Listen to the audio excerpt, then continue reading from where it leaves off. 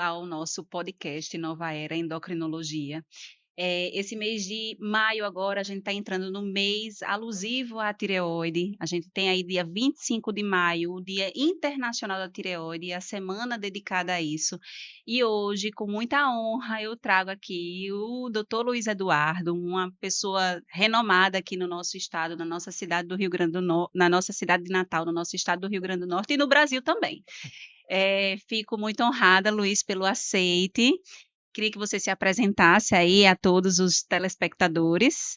Perfeito, bom, eu agradeço, né, imensamente essa oportunidade, porque nada melhor do que a gente usar os produtos digitais, a tecnologia, para a gente ter um maior alcance das informações que são tão pertinentes, né?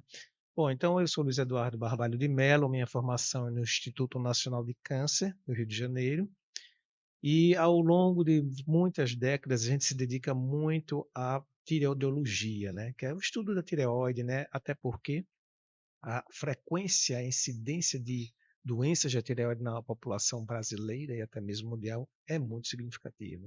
Então, é necessário, de fato, como você bem salientou, que a saúde pública ela tenha resguardado uma atenção para a tireoide. Câncer de tireoide é o principal câncer que tem aumentado em frequência nos Estados Unidos e também no país. Nós vamos discutir isso adiante, mas realmente cabe um capítulo dentro de um podcast como esse, a gente falar somente sobre isso. Maravilha. E aí, entrando já no assunto, né, a gente vai falar exatamente sobre o câncer de tireoide, Luiz. E como você bem falou, a incidência do câncer, ela realmente está aumentando muito nos últimos anos. A gente tem aqui dados do IBGE que na mulher já é o quinto câncer Isso. mais comum, né? E o nosso estado do Rio Grande do Norte está entre as 6 capitais entre os 6 estados que tem mais câncer de tireoide, né? O nosso estado do RN faz aí a primeira colocação, junto com outros 5 estados do Brasil, que tem mais câncer de tireoide. E aí, falando sobre esse aumento de incidência, exatamente o que é que você atribui, Luiz, a esse aumento de incidência? Aumento de detecção, aumento de incidência verdadeira? O que é que você atribui a isso? Então, existem de fato as duas vertentes. Claro que com o acesso mais facilitado às pessoas a fazerem uma ultrassonografia, você tem uma maior probabilidade de dar um diagnóstico mais frequentemente. Então, se eu faço mais exames, eu tenho maior possibilidade de atingir um diagnóstico. Mas em tireoide, o aumento tem sido também pela própria doença em tumores pequenos e tumores maiores. Então, não é só aquele caso que você foi ao ginecologista ou mastologista, foi feito um ultrassom e você detectou um pequeno nódulo. Então, tem sim aumentado no país. E aí existem alguns fatores, dentre os quais a gente vai chamar aqui a atenção. Além da radiação, que é tão bem conhecida no mundo inteiro, né, como houve os acidentes no Japão, na Rússia, mas a obesidade é um fator preponderante que tem associação com o câncer de tireoide. Algumas pessoas, né, muitos que talvez que estão me ouvindo, já ouviu falar de pessoas que estão, por exemplo, em uma atuação para tratamento de obesidade, que vai fazer uma cirurgia bariátrica, aquela para reduzir peso, né? E lá na investigação do pescoço fez um ultrassom e detectou o nódulo de tireoide. Então, de fato, hoje a obesidade está lá enquadrada como um fator importante em epidemiologia para tireoide.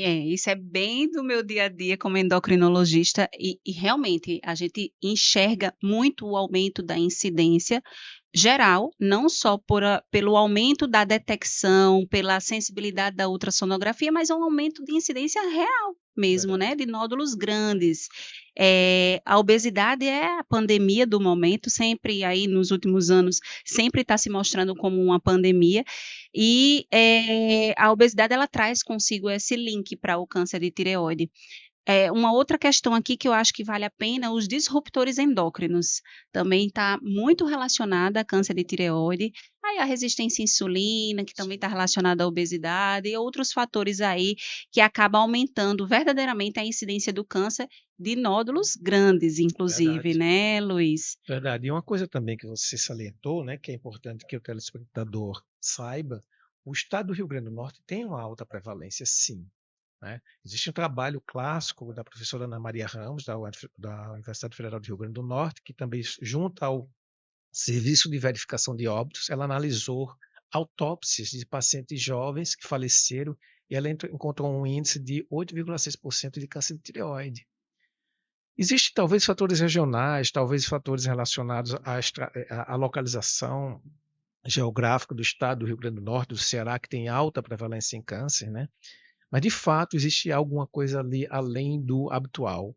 Até mesmo é dito que a dieta, e aí você poderia até me complementar, a dieta rica em sal poderia ter alguma relação com câncer de tireoide. É toda a relação, né? Existe um trabalho publicado em 2015 mostrando que o nosso estado do Rio Grande do Norte é o estado que mais consome iodo no sal de cozinha, né? E isso está completamente relacionado ao câncer de tireoide.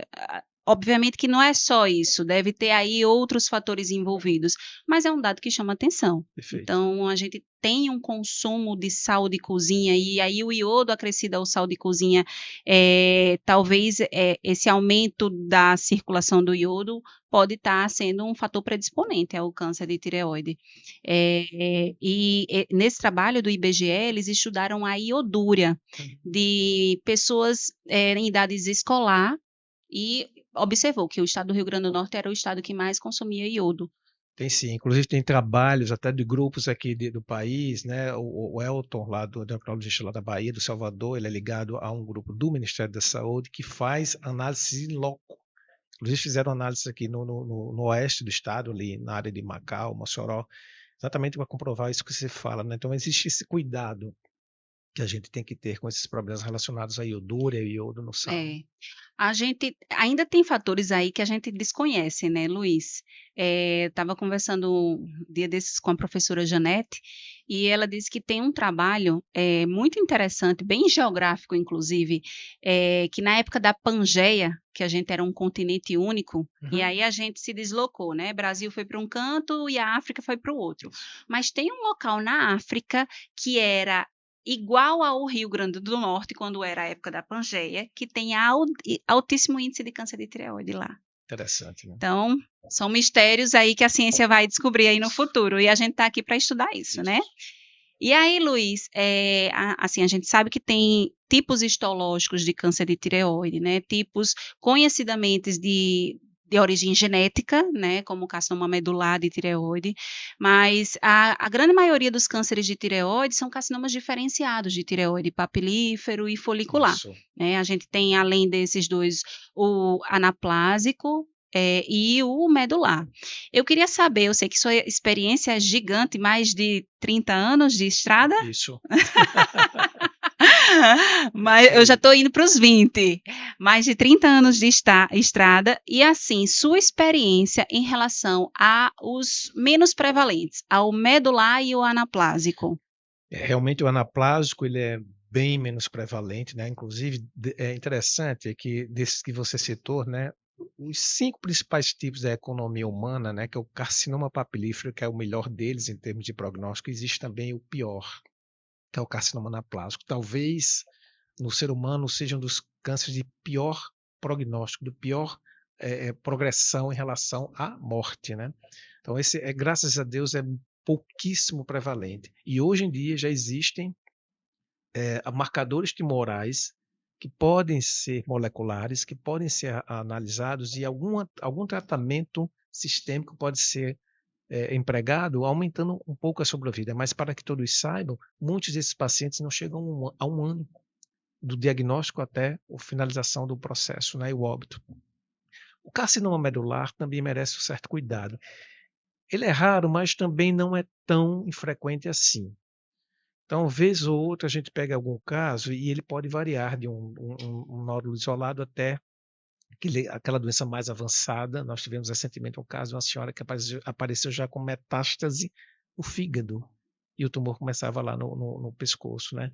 Então, esses dois casos são bem avançados, esses dois tipos de tumores são bem mais complicados do ponto de vista de você oferecer um tratamento, né?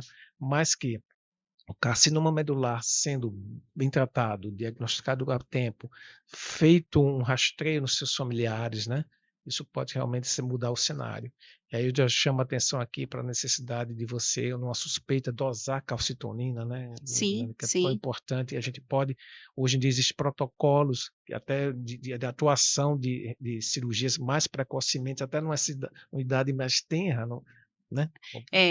Na verdade, né, uma vez que o RET, que é a mutação RET, dê positivo, tanto no caso índice, e aí a gente investiga os familiares, se o RET der positivo no familiar, muitas vezes a gente tem indicação de tireoidectomia profilática, Isso, preventiva, mesmo sem ter nódulo nenhum, né, exatamente. justamente para evitar essa doença que, se não bem conduzida, ela é bem agressiva, né, Luiz? Com certeza. Então, hoje em dia, tem que se pensar mesmo no diagnóstico molecular para que você possa agir rápido, antes que as doenças se desenvolvam. Sim, sim. Eu tenho um caso assim, né, que o pai é positivo para RET, e o filho de 11 anos, a gente está indicando a tireoidectomia agora Perfeito, profilática, sem nódulo. perfeito. Me diga uma coisa, no seu consultório deve ser extremamente comum chegar a nódulos de tireoide, né, até para poder avaliar, poder, enfim, né, ditar a conduta.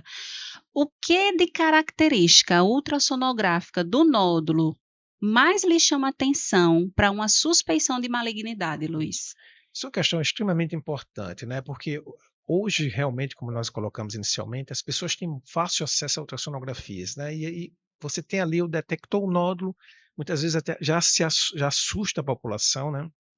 Mas existem algumas características, como você bem coloca, que chamam mais atenção. Por exemplo, na ultrassonografia, é um nódulo mais escuro, que a gente chama de mais hipoecóico ou hipoecoico, né? Ele mais escuro, com a sua margem irregular, não totalmente formado, né? Alguns pontos de calcificações, ou que esteja próximo aos limites da tireoide, ultrapassando a cápsula com a tendência de querer sair da glândula, né? O seu limite de localização, tanto a traqueia como a musculatura pré-tireoidiana, isso são dados extremamente relevantes, cuja classificação radiológica vai já indicar a necessidade imperiosa de se fazer uma punção aspirativa, que Maravilha, seria o próximo passo, né? maravilha. E associada a isso também, se a gente detecta um linfonodo, né, Perfeito. naquele lobo homolateral, já com alguma característica de infiltrativo, né, Luiz? Isso é quase que certo Certeza, de que se trata de alguma coisa maligna, né? Mas o fato é que, primeiro, não se assustar que todo nódulo tem que fazer punção, todo nódulo é perigoso. Não, a gente tem que analisar essas características, né?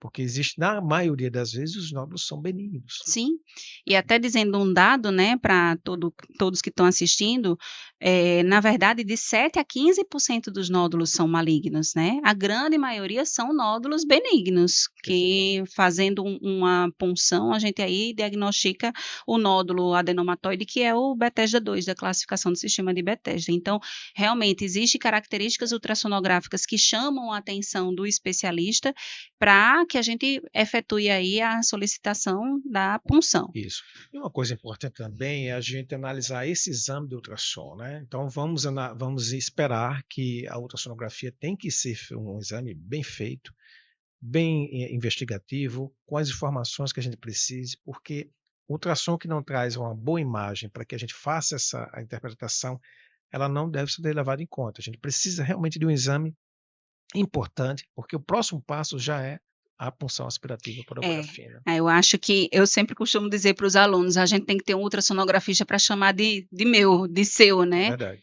porque tem que ter essa confiabilidade, tem que ter um bom examinador, até para a gente confiar ali naquelas características Isso, daquela imagem, daquela fotografia que a gente está vendo, né, o isso. ultrassom é um exame dinâmico e a gente só está vendo ali uma foto, né, então Exatamente. tem que ter essa imagem. E aí dentro dessa questão ultrassonográfica, Luiz, você vê a importância da elastografia, num diagnóstico, num acompanhamento de nódulo tireoidiano? Sim, a elastografia é um software que vem sendo utilizado como complementação a esse armamento terapêutico, né, esse arsenal que você pode utilizar. A elastografia, ela mostra o grau de dureza daquele nódulo. Eu acho ela importante naqueles casos limítrofes onde você tem alguma dúvida e ali você aplicando, de alguma maneira, para quem faz muita punção, É perceptível quando você introduz a agulha, Juliana, e você percebe que o nódulo é mais duro. Muitas vezes, ele até não é um Tirades clássico ali, 5, 6, mas em algum momento você sente isso, especialmente aqueles que extravasam. Então, eu acho que tem essa contribuição, embora não seja algo que seja assim popularmente aceito e bem recebido por muitos radiologistas mesmo, mas tem o seu valor. Até porque depende muito da força que se coloca, né, do Exatamente. transdutor, do examinador, então tem que ser bem treinado, Exatamente. né? Esses exames, eles são muito operador dependente e aparelho dependente, né? Desde ultrassom até mesmo quem está fazendo ali a punção e depois quem vai ler a lâmina, né? Sim. Então, é um estudo que é feito a muitas mãos, né? Então, a contribuição, desde quem faz até o equipamento e a leitura, é de fundamental importância para se tomar a decisão. Sim. E assim, é um exame, quando em boas mãos, é um exame barato de se fazer, né, Luiz? Claro, hoje em dia a ultrassonografia é colocada como extensão do exame físico para o endocrinologista, Sim. para o cirurgião de cabeça e pescoço, para quem lida com tireoidiologia. Muito importante você fazer ultrassom, até porque, como você colocou, o exame é dinâmico. Você não pode acreditar exclusivamente naquela fotografia. De fato, você podendo aqui ter conhecimento de uma análise desses nódulos, dos linfonodos, né, uma identificação do linfonodo é super importante, porque você já abre ali opções de leque de propedêutica e de terapia. E eu acho que essas informações ultrassonográficas a mais agregam muito em termos de conduta, né, Luiz? Às vezes a gente pede uma punção de um nódulo indeterminado e a gente vai falar um pouquinho de marcador molecular, mas diante de um nódulo indeterminado, quanto mais informações você tiver até para tomar conduta cirúrgica ou não frente ao nódulo, melhor. Com certeza. Eu tenho um caso meu aqui clássico, eu atendi uma cantora que ela canta ópera aqui em Natal, uma jovem, e ela veio antes da classificação Bethesda com a lesão folicular. Imagina eu indicar cirurgia para uma cantora de ópera, assim, com uma lesão folicular indeterminada, como você falou. Então a gente vai para a imagem. Sim. Vamos analisar essa imagem com um bom ultrassom, uma análise criteriosa, né, até a gente poder chegar à conclusão que, de fato, vale a pena fazer cirurgia naquela pessoa.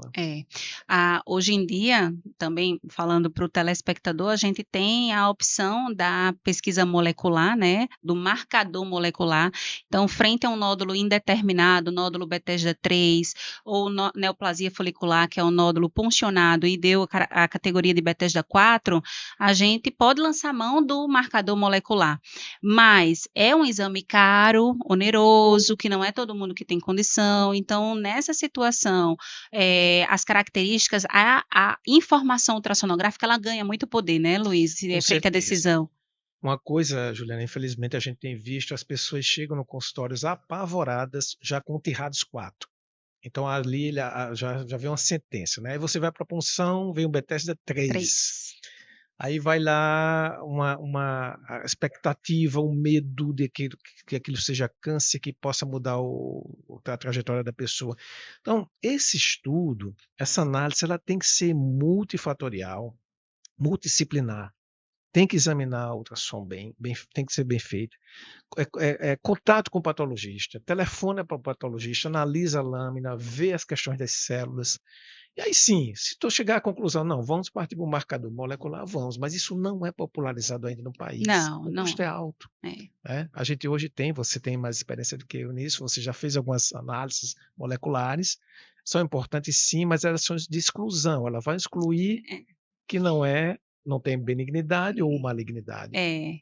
É bem interessante a análise molecular, né? Eu particularmente, eu gosto bastante, apesar de não ter, né, assim, não ter acessibilidade muito fácil por ser oneroso o exame. Mas eu acho que, primeiramente, aqui a gente tem que dizer para o telespectador que está nos assistindo a diferença entre Tirades e Bethesda, porque Tirades é uma classificação ultrassonográfica, Bethesda é uma classificação patológica, né, citológica.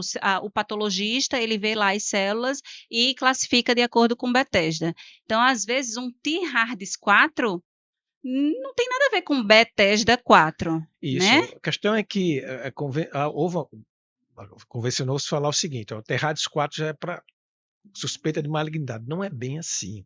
O Terradis 4 quer dizer que você tem que puncionar o nódulo, né?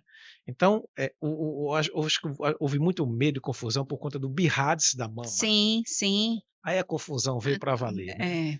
Então tem que ter calma, importante ser transparente, clareza a informação ao E, paciente. e uma outra coisa que eu acho que é extremamente importante, o nódulo que está vindo no laudo T-HARDS 4 não obrigatoriamente vai ser um T-HARDS 4. Exatamente. Né? E aí parte também da confiabilidade do profissional da ultrassonografia que a gente está tendo, que às vezes a liberação mas é uma classificação subjetiva, você vai dando pontos. Interpretação visual, operador dependente, máquina Isso. dependente mais uma vez, né? É. Agora, a citologia, sim, a partir daí vem os passos até que se chegue, por exemplo, a uma decisão de solicitar um teste molecular ou até mesmo partir para uma cirurgia, uma lumpectomia. Eu tenho alguns casos de marcador molecular, pacientes exatamente assim, né, que a gente tem não tem aquela certeza diagnóstica em termos ultrassonográficos, porque se o nódulo já está muito feio, ali é um nódulo extremamente hipoecogênico, com microcalcificação, bordas lobuladas, e é um Bethesda 3, não tem muito o que pensar, tem que ir para a cirurgia. Mas se é um nódulo T-HARDS 4, que não tem aquelas características exuberantes ultrassonográficas, e é um nódulo indeterminado Bethesda 3 ou uma neoplasia folicular Bethesda 4, aí vale a pena o marcador molecular. Sim. Porque o marcador molecular, ele vai jogar o nódulo para 3% de chance de malignidade, ou 3% de chance de malignidade, ou 97% de chance de malignidade. Então, se você for raciocinar direitinho, é como se, depois de um teste molecular, ele jogasse, entre aspas, para uma chance de malignidade igual ao Bethesda 2, ou para uma chance de malignidade igual ao Bethesda 6. Pois é. Uma pergunta que eu queria te falar. Você vê os testes moleculares como possível, ter uma possível assertiva sobre a extensão da cirurgia? Exemplo, você vai lá, faz um teste, tá, deu possibilidade de malignidade, você acharia que vamos chegar ao tempo de já indicar um esvaziamento cervical profilático? Sim, eu vejo. Eu vejo, porque a gente sabe que tem alguns marcadores moleculares que dá mais propensão à metástase linfonodal, né? Tem aí o BRAF, às vezes um BRAF com TERT que dá uma agressividade maior ao tumor. Então, eu acho que num futuro próximo a gente vai estar indicando extensão da cirurgia. Já existe esse teste, né? Eu acho que ainda está se encaminhando para melhorias. Mas a extensão da cirurgia eu acho que vai ser ditada sim também pelo marcador molecular. Perfeito. Eu acho que especialmente, né, Juliana, naqueles pacientes jovens, né? Especialmente nos jovens. Que tem maior probabilidade de desenvolver metástases. Sim, né? sim. Eu enxergo com muito bons olhos o marcador molecular. Eu só não enxergo com bons olhos o valor, o custo do marcador molecular, né? Mas eu acredito que isso aí no futuro talvez a acessibilidade vai melhorar, né? Perfeito. Me diga uma coisa, Luiz. E assim, a gente achou o câncer de tireoide, tá lá e geralmente ou é o próprio cirurgião que faz o diagnóstico ou o endocrinologista que manda para o cirurgião. Na sua visão de cirurgião, quando é que você olha aquele diagnóstico e diz, vai para tireoidectomia total, tirar toda a glândula, ou vai para tirar parcialmente a glândula? Então, eu acho que essa é uma análise muito importante, porque até um certo tempo, não é tão longe, tudo era tireoidectomia total e todo mundo tomava iodo.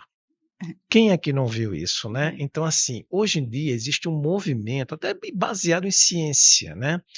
De que você tem critérios para indicar total ou parcial. É claro que se você tem algumas informações ultrassonográficas, história patológica pregressa ou de familiar, né? Alguma coisa relacionada à radiação, você tende a ser mais radical. Mas se há possibilidade de você pegar um paciente que tem um nódulo isolado em um dos lados da tireoide, que não tem extravasamento capsular, que não tem linfonodos, por que não apresentar a tireoidectomia parcial como uma solução? E até porque, e aí eu já coloco uma situação para você, muitos dos pacientes que são submetidos a tireoidectomias totais, eles têm dificuldades em acertar o nível de levotiroxina que ele vai usar depois da cirurgia. Recentemente, a semana passada, eu estava lá em São Paulo e recebi participando de uma mesa e havia um certo desconforto em que muitos pacientes estão lá com TSH normal, T4 normal e com toda a sintomatologia de hipotireoidismo. Aí ele traz para a gente, não, você não está usando o T3. Mas T3 é algo que como é que a gente vai repor T3? Queria ouvir tua opinião sobre isso. Não tem no Brasil, né? Ele É muito complicada essa industrializado. história aí, Luiz, muito complicado, porque, na verdade, hormônios tireoidianos é microgramas. Então, microgramas para manipulação é proscrito, né? Não existe assertibilidade de microgramagem numa manipulação. Então, teria que ser de farmácia mesmo. De farmácia, a gente só tem a levotiroxina, que é o T4. Isso. Mas já é conhecido, tem até um grande estudioso do assunto, que é o Dr. Bianchi, né, da Unifesp. Era o próprio. Era o próprio. Estava comigo na semana passada lá. Maravilhoso. Na verdade, agora atua lá nos Estados Unidos, né? Isso, tá lá. E ele leva muito esse assunto adiante, porque existe uma parcela de pessoas que tiraram toda a tireoide que vão manter os sintomas de hipotireoidismo, mesmo estando com os hormônios normais. Pois é. E aí, provavelmente, é algo relacionado ao T3. É uma informação importante. O hormônio metabolicamente ativo é o T3, não é o T4, Isso. né? E dentro da célula existe uma desiodação. O que é isso? A desiodase, que é uma selenoprotease, tira uma molécula de iodo do T4, e aí, ao invés de ser T4 com menos um iodo, vai virar T3, e o T3 é o hormônio metabolicamente ativo. Às vezes, nessa população, existe algum grau de alteração nessa desiodase. E aí, essa conversão ela é defeituosa. E aí, o paciente está bem de T4, mas não está tão bem de T3. Sim. Mas é uma população pequena, mas eles estão órfãos. Pois é. Porque a gente não consegue manipular. Eu perguntei a ele, você sugere que eu solicite T3 para todo mundo? Ele disse, não. Você vai utilizar aqueles casos, exatamente esses casos que você tem tudo normal, o T3, T4, TSH, e o paciente é muito sintomático, aí tem que realmente investigar, ver se você consegue chegar a alguma coisa.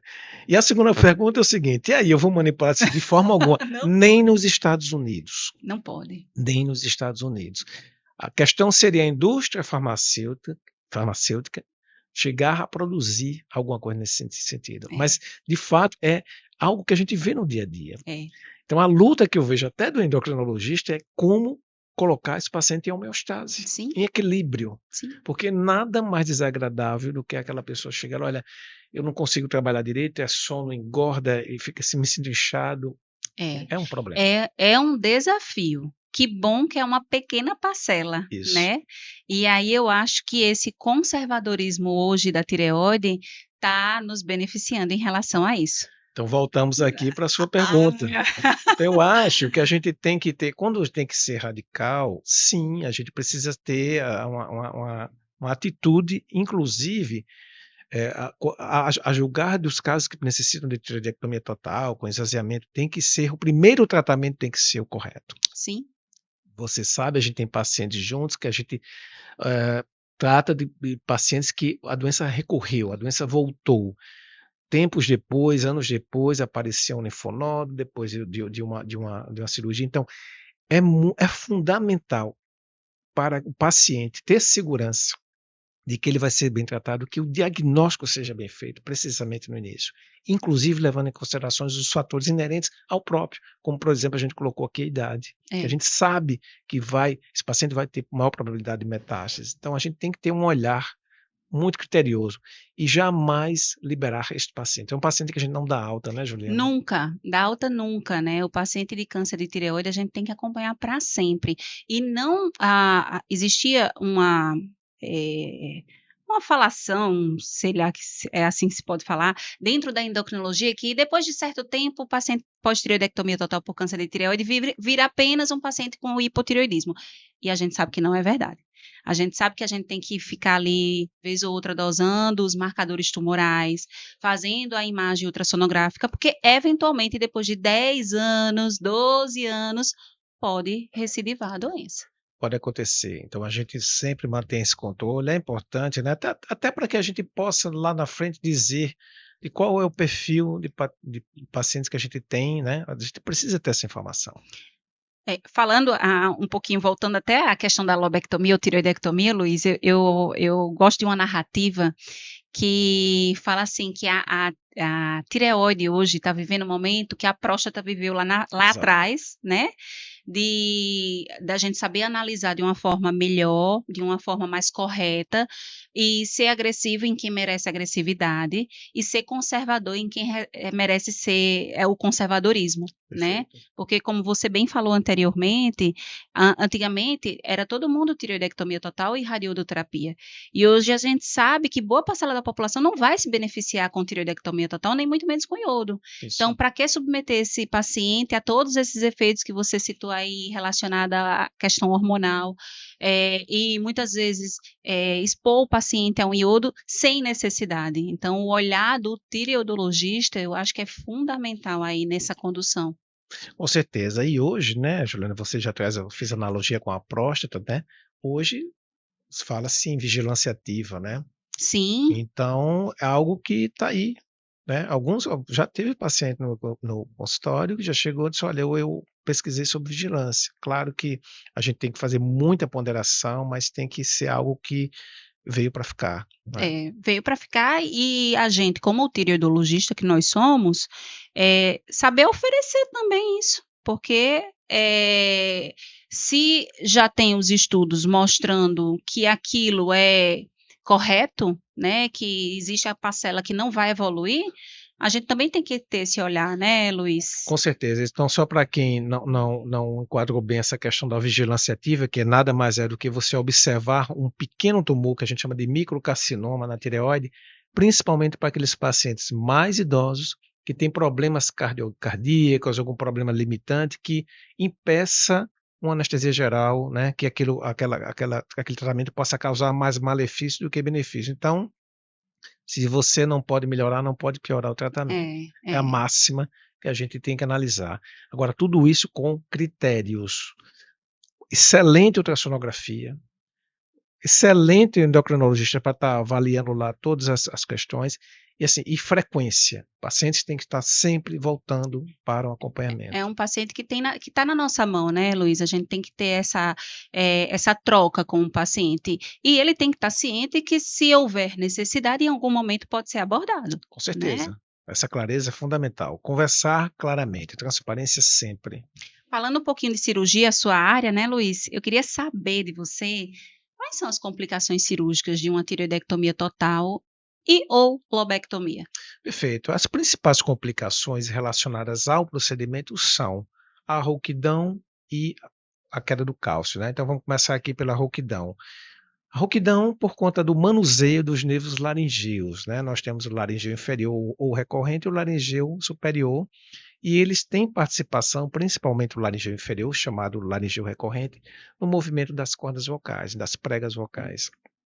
Essa é a principal e danosa complicação de uma cirurgia na tireoide, onde não se espera que isso vá acontecer. Que assim, quando se tem um tumor mais avançado, que chega muito próximo ao nervo, isso naturalmente é conversado com pacientes antes da cirurgia e já muitas vezes já ele é preparado para isso. E pelo bônus que ele terá pela cura, que é a retirada de toda a doença, pode ser necessário um sacrifício do nervo laringeu. Isso aí é um outro quadro. Agora, o problema é uma jovem profissional de voz, professora, chega no consultório com pequeno câncer de tireoide, isso ela sai lá de uma cirurgia com uma lesão do nervo laringeu. Isso é danoso. Hoje em dia nós temos alguns dispositivos que nos auxiliam, como por exemplo a monitorização intraoperatória dos nervos. Isso é feito baseado em eletrodos que é colocado no tubo que está lá de anestesia na prega vocal, anexado a um eletrodo que você estimula durante a cirurgia, e ali você pode mapear o trajeto do nervo laringeu e o paciente tê-lo realmente preservar da melhor maneira possível. Naturalmente, isso não exime uma boa técnica, né? Mas isso é algo que veio a nos ajudar bastante. Na lobectomia também é feito a Não, monitorização? lobectomia não, Juliana. Aí a gente faz mais para tiroidectomia total. E a questão principal aí, o maior benefício em uma situação, por exemplo, onde você tem um bócio multinodular com muitos nódulos, até benigno mesmo, onde você tem a perda do sinal eletromagnético durante a cirurgia. Isso quer dizer que houve uma interrupção da passagem do estímulo elétrico e o nervo foi lesado. Você está autorizado a não trabalhar do outro lado. Sim. Por quê? Porque se houver uma lesão bilateral, o paciente tem uma parada de corda de prega vocal em adução na parte central da traqueia, da laringe, e o paciente teria insuficiência respiratória. Teria que sair da sala de cirurgia com uma traqueostomia, por exemplo. Então, esse é o maior benefício da monitorização, é você ter o cuidado de não causar uma situação pior, mas que seria até catastrófica, né? Sair da sala com uma cânula de traqueostomia por conta disso tudo. E a outra situação que você colocou é o hipoparatiroidismo, que leva à hipocalcemia, né? Isso é um problema. Nós temos as 4 paratireoides, além de uma maneira normal, embora possa ter algumas ectópicas anômalas em posição até intratorácica, mas a manipulação da tireoide pode levar a uma insuficiência de suprimento sanguíneo das paratireoides, até porque a vascularização é a mesma. Até de uma forma transitória, né, É, Luiz? graças a Deus a maioria é transitória. Há um edema, o cálcio cai, dosa-se o PTH, vai se acompanhando, faz uma reposição, geralmente se resolve. O grande problema é alguma hipocalcemia ou hipoparatireoidismo definitivo, porque aí é um problema o paciente. É um problema para o paciente realmente e para o sistema de saúde Com também, certeza, né? porque é caro. É caro. O manuseio desses pacientes não é fácil, é difícil, exige a mão Isso. do especialista, e a medicação usada também é cara, né? E muitas vezes está em falta no sistema de saúde, Claro. né? Alguns pacientes que precisaram se utilizar da nossa unidade de fornecimento de medicamentos aqui passam por grandes dificuldades. Grandes dificuldades. Tendo hipocalcemia, que muitas vezes pode levar até a parada cardiorrespiratória, né, Luiz? Exatamente. Levar ao óbito. Então, como voltando à sua pergunta, então essas são as duas principais complicações relacionadas à técnica. Tá. Luiz, e no seu olhar cirúrgico, no intraoperatório, o que leva você a fazer um esvaziamento cervical? Certamente a suspeição de um linfonodo atípico, né? Com o tempo, você vai analisando exatamente aquela conformação do linfonodo que você tem ali à frente. É fácil, Juliana, não é difícil você perceber que existe algo errado. Que característica é essa, Luiz? Ele fica mais arredondado, mais endurecido, mais escuro, Macroscopicamente, macroscopicamente, na visão no que você tem ali no intraoperatório. intraoperatório. Ali você já suspeita. Você pode, inclusive, remover um deles, enviar para o patologista fazer um exame intraoperatório de congelação e ali ele vai afirmar se tem células malignas. E aí você obrigatoriamente tem que fazer o esvaziamento, seja central, ao longo da cadeia recorrencial, seja lateral. Mas, de fato, você tem alguma condição de identificar, suspeitar de que há algo diferente. Você acha que a análise intraoperatória ela é superior à análise ultrassonográfica pré-operatória? Para o linfonodo, Sim. sim. A não ser que seja um linfonodo muito característico de suspeição. Me chama a atenção alguns linfonodos que perdem aquela sua conformação habitual, fusiforme, eles passam a ser mais arredondados, mais escuros, e até mesmo simulando um extravasamento capsular do linfonodo. Insista na investigação desse linfonodo. Não se dê conta com o primeiro exame, porque muitas vezes, ou se prepare para fazer o esvaziamento durante a cirurgia. Esse é o dado pré-operatório. E lá, obviamente, na hora, é necessário que se faça esse exame operatório de congelação, porque uma vez detectou a metástase, tem que fazer o esvaziamento. Não se remove só o linfonodo, né? A gente precisa tirar a cadeia. A cadeia, né? O Luiz, e em relação ao carcinoma medular, né? Mesmo sem evidência de doença, a gente faz o esvaziamento do compartimento central, não é isso? Exatamente, porque a falha no tratamento do carcinoma medular é no linfonodo. Há uma prevalência muito forte, muito alta de linfonodos comprometidos de forma oculta, é aquele que você vê lá, suspeita, mas ali já tem doença do seu interior. Então, a chance no medular é muito maior. Então, de fato, obrigatoriamente tem que ser feito todo o esvaziamento central. O medular é um carcinoma muito difícil mesmo, né, Luiz? Às vezes, a gente faz punção do medular e ele pode se travestir até de Bethesda 2, de nódulo Claro. benigno. E se por acaso você suspeita disso, dose a calcitonina no lavado. Muito importante. A calcitonina, ela deve ser dosada, não deve ser dosada em todos os nódulos, né? Nenhum consenso recomenda, mas nas mãos de um especialista que tem a expertise, às vezes o nódulo ele merece a calcitonina. Isso. Os europeus, né, a ETA, eles têm uma tendência de solicitar, né? Não é o caso do Brasil nem da América. Então, assim, a gente só vai naqueles casos que a gente suspeita e sim, da calcitonina, o CEA, eventualmente um lavado de calcitonina em algo suspeito. Ajuda. Luiz, e depois o paciente operou, voltou no seu consultório, qual é hoje a sua visão em relação à radiodoterapia? A gente falou aqui que antigamente era indicar para todo mundo, e hoje, qual é a sua visão como cirurgião? Eu acho que o critério que é adotado hoje na estratificação de risco é excelente, né? Então, eu acho que assim, a gente deve guardar para os casos de extravasamento, daquela doença mais avançada. Aí sim, desde que ela tenha sido toda removida, você fazer a aplicação do iodo tem sim sua vantagem e é importante para evitar até metástase à distância numa segunda situação. Eu acho que ela está ali resguardada para aqueles casos que hoje classicamente estão bem estabelecidos nas diretrizes científicas. Maravilha. A gente hoje tem uma classificação da ATA, da American Thyroid Association, que classifica o risco de recorrência do tumor do paciente, né? Baixo risco, risco intermediário, alto risco. E é sabido hoje que o paciente de baixo risco de recorrência pela ATA, ele não ganha benefício com iodoadjuvância, né? A complementação cirúrgica com iodo não tem espaço nesse paciente. Talvez uma ablação de remanescente tireoidiano para melhor acompanhamento, mas que não seria para queimar metástase, seria mais para ablar remanescente, né? Isso. Então, realmente, a estratificação ajuda. Claro. E sinceramente, Juliana, no baixo risco, eu acredito na ablação cirúrgica. Sim.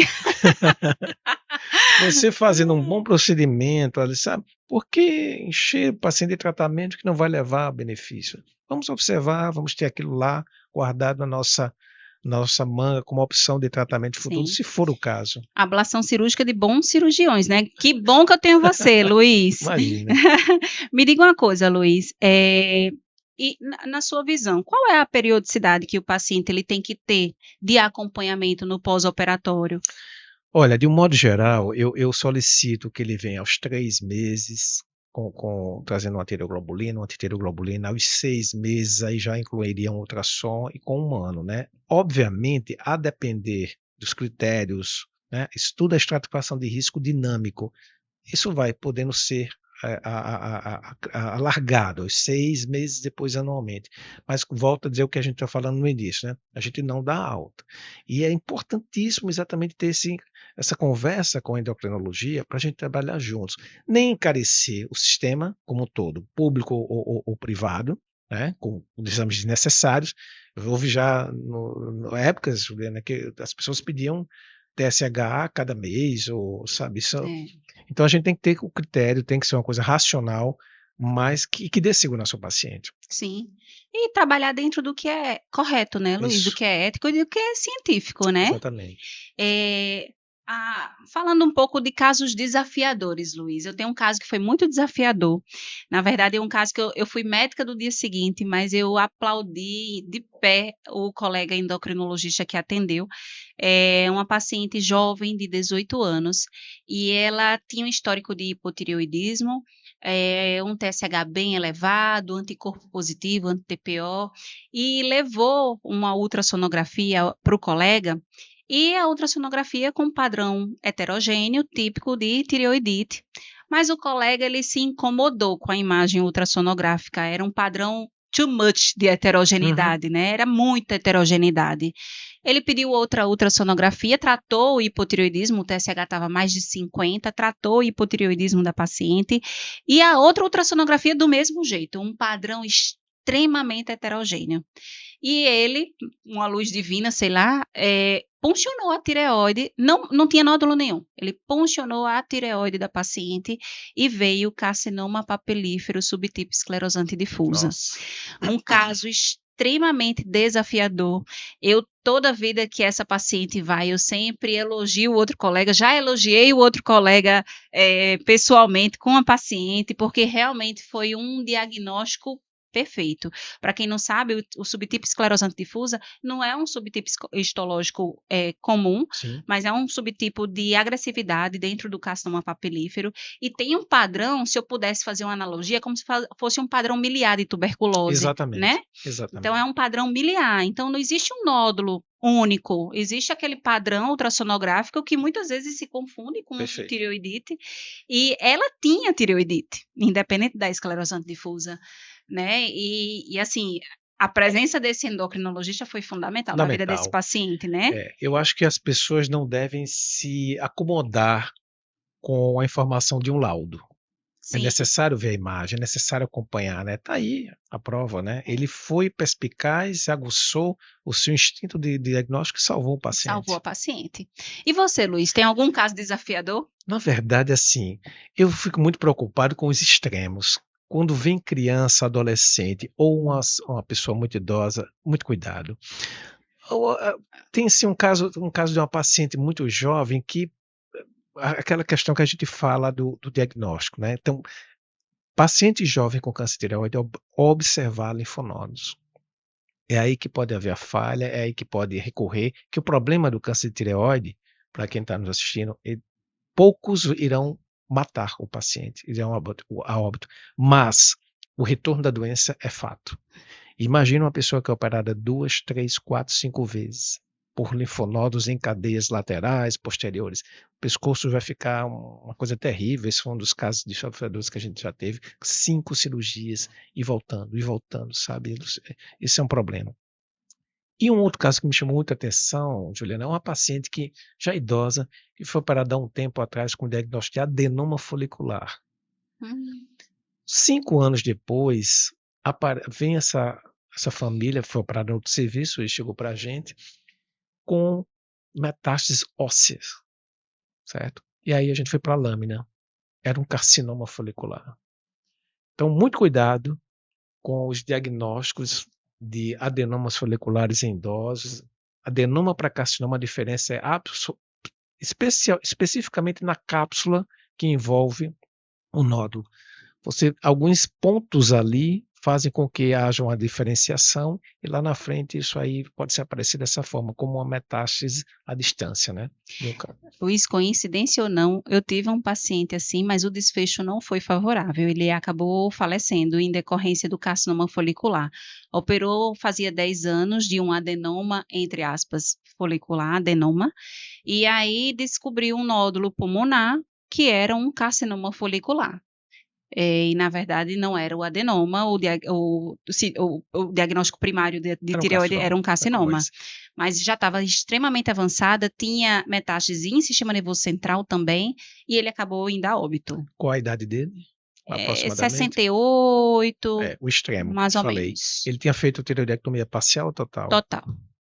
Tinha feito tireoidectomia total. É um caso bem raro. Um caso bem raro, um paciente muito especial, muito entendedor, estatístico, inclusive. Então, foi bem pesado o controle dele. A gente tem que ter muito cuidado realmente com esses casos, né?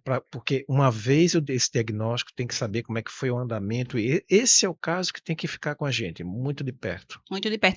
Eu costumo, hoje em dia, sabe, Luiz, realmente ter um olhar, apesar de que o adenoma folicular, o adenoma de células oncocíticas, eles são adenomas, são benignos, mas eu costumo ter um olhar um pouco mais cuidadoso para esses pacientes que fizeram lobectomia, nesse caso. Essa minha paciente foi lobectomia, ela fez parcial Fez à parcial. época. Pois é, por isso que eu te perguntei se tinha sido total. Não, então, foi total. Esse muito paciente cuidado. foi total. Isso aí cai exatamente nesses casos que a gente não esquece. E é que nem, eu acho que foi contigo que eu estava discutindo uma vez NIFITP, que às vezes não é Sim. NIFITP, e aí a gente se depara com a metástase posterior, achando que era NIFIDP, né? Que é um nódulo maligno, mas que tem um comportamento de muita benignidade, né? Perfeitamente. E aí depois a gente se depara com a metástase, mas na verdade não era NIFIDP. Luiz, muito gostosa a conversa, né? Vai longe, né? Mas me diga uma coisa, para fechar aqui, vou fazer um quiz, Sim. perguntinhas rápidas, e eu queria, Luiz, que você decidisse por um ou por outro e dissesse a sua opinião a respeito daquela sua resposta, tá? Correto, vamos lá. Então vamos lá. Achou um nódulo, partiu para a cirurgia ou espera o resultado da punção? Espero o resultado da punção. Sou conservador, né? O câncer de tireoide pequeno, papilífero, Bethesda 6, papilífero.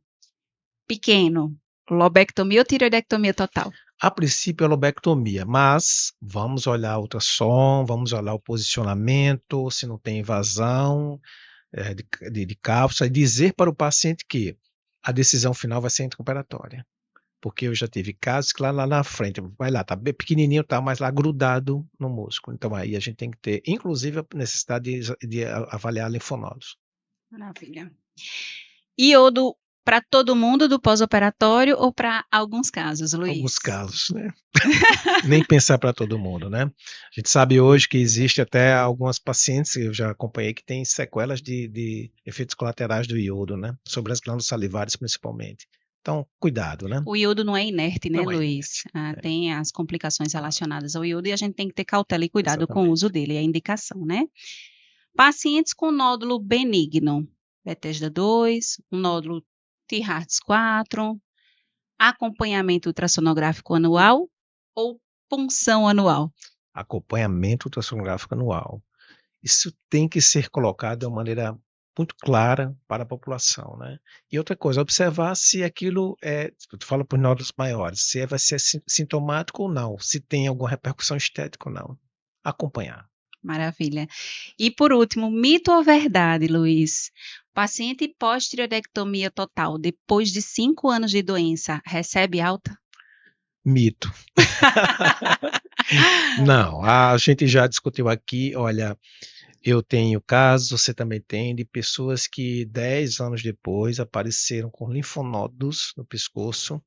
A gente não sabe dizer aí por uma questão imunológica, enfim, houve um desequilíbrio e o paciente pode ter metástases. Então, acompanhamento de câncer de tireoide é dito aí 35, 40 anos, ou seja, vai ficar com a gente. Para a vida. Isso. Mais uma vez, eu queria agradecer, Luiz Eduardo. A gente aí tem vários pacientes em comuns, uma parceria que tem aí mais de 10, quase 15 anos, dividindo experiências. Ele, como tireoidologista, tem doutorado em tireoidologia, assim como eu, e a gente tem essa paixão em comum, né? A tireoide é a nossa paixão em comum.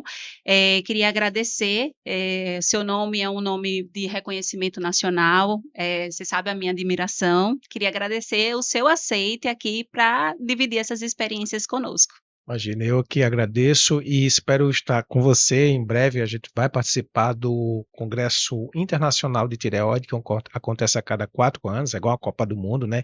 Que reúne todas as principais sociedades que trabalham em tireoide no mundo. Então a gente tem novidades, a gente aposta muito aí no que vai acontecer aí com o surgimento da inteligência artificial, que talvez venha nos auxiliar, principalmente no diagnóstico, né? E que a gente possa produzir muito conhecimento nessa que é uma patologia tão frequente no nosso meio. Vem novidade por aí, né, Luiz? Com certeza. Muito obrigada. E para vocês que estão nos assistindo, se quiser fazer algum comentário ou sugerir novos temas, pode deixar aqui.